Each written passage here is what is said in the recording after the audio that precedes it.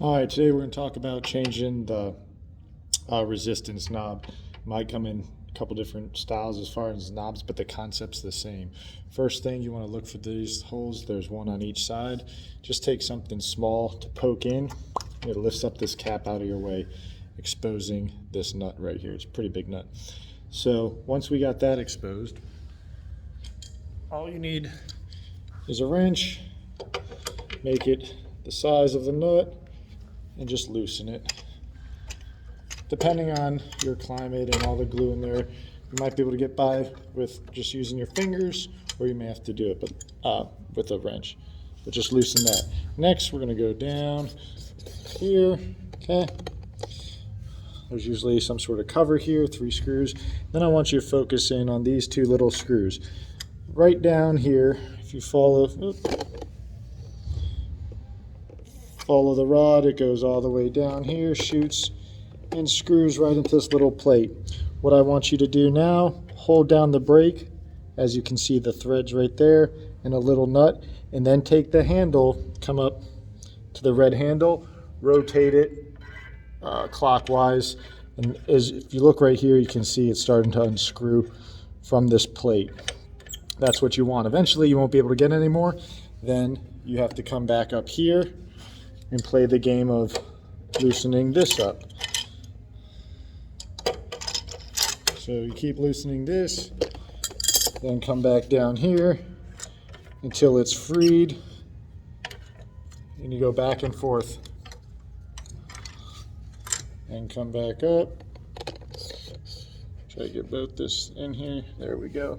So basically we're going back and forth until this thing unscrews. It's a little bit of a pain, but once you get the hang of it, it only takes about 5 minutes. So I got it pretty loose now. Then I'm going to come back down here, turn the handle clockwise. You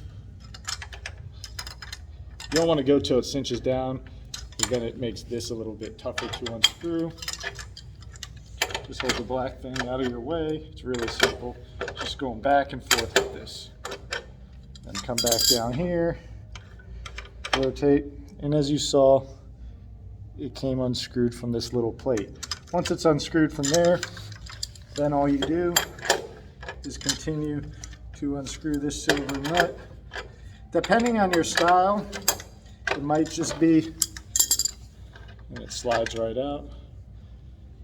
Depending on your style, there might be a beauty ring under here, like a proprietary washer. Just obviously keep a hold of that, slide it on. There's the threads that's screwed down into this little plate down here. So you get your new one, unwrap it, stick this back down in here.